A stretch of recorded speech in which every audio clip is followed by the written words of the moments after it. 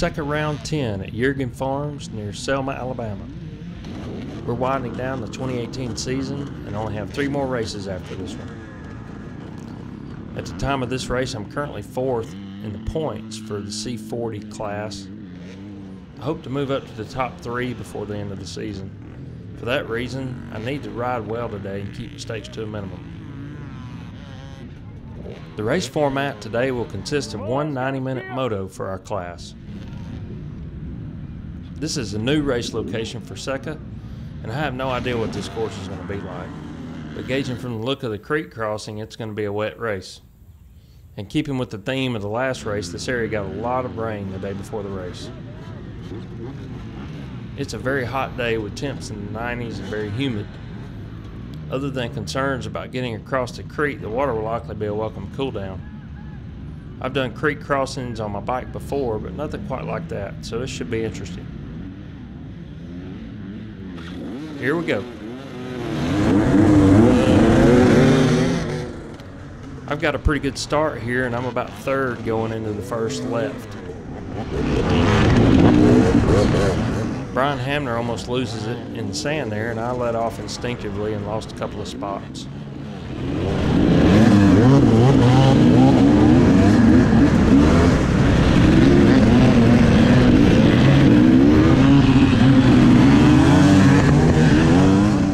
I made it through the creek successfully in both directions, but my boots and gloves are really wet now.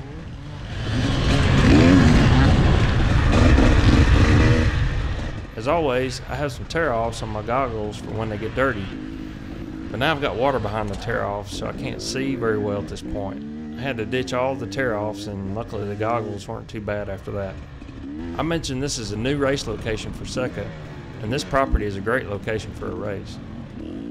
As with anything new, sometimes it takes experience to work out the kinks, and the main issue at this race was having the course well marked. There were some very confusing areas, and I'll get to that more in a minute.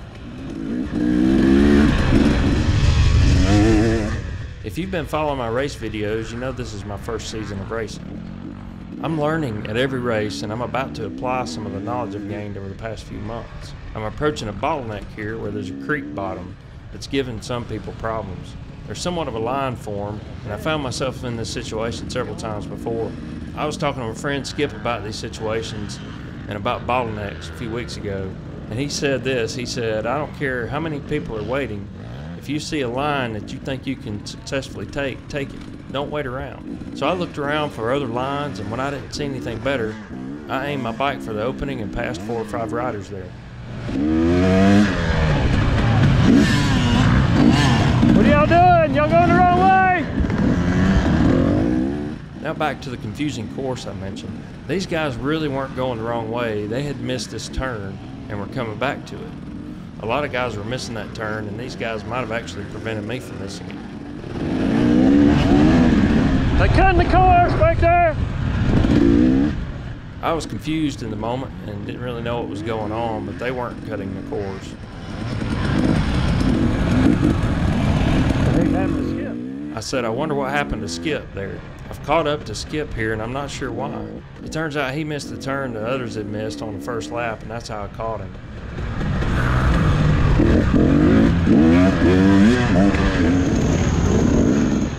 I don't think he realized it was me behind him at this point. I should have said something to him here as we were waiting to walk the tightrope on this gutter bridge.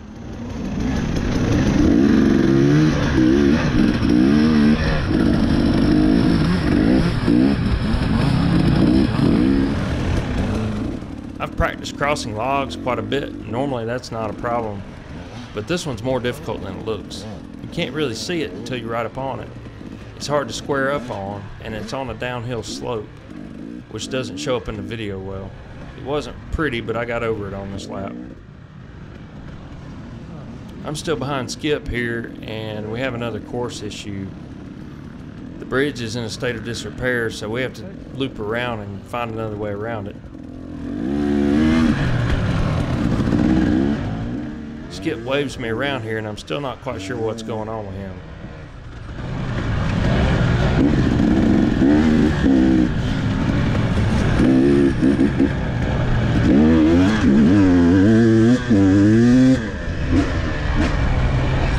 There's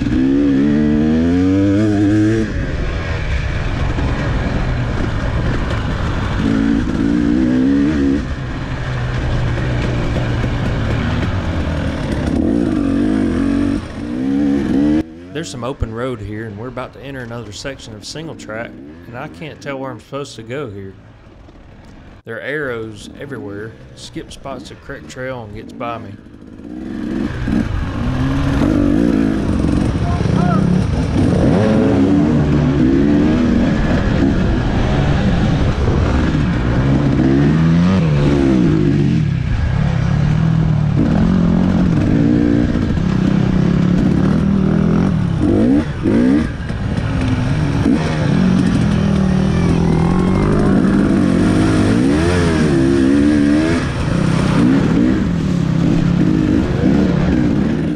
Skip pulled away from me in the second lap, so I took too much time crossing the creek and getting through the deep sandy areas.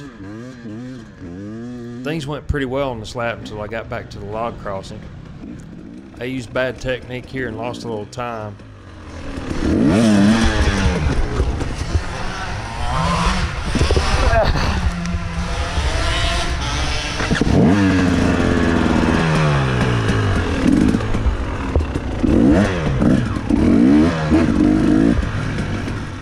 There were several course changes during the race, which confused me here.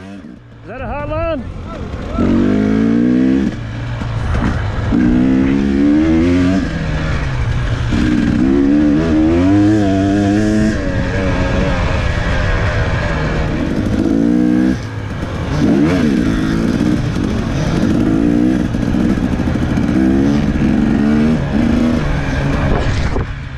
Speed and momentum is often your friend on a dirt bike. Going too slow can be as bad as going too fast. If I got my weight back and carried a little more speed here, I could have avoided this fall. Just a dumb mistake that took a lot out of me. At this point, I'm a little over 30 minutes into a 90-minute race and just started my third lap. This put me back to 8th position in my class. I've got to get it together from this point on.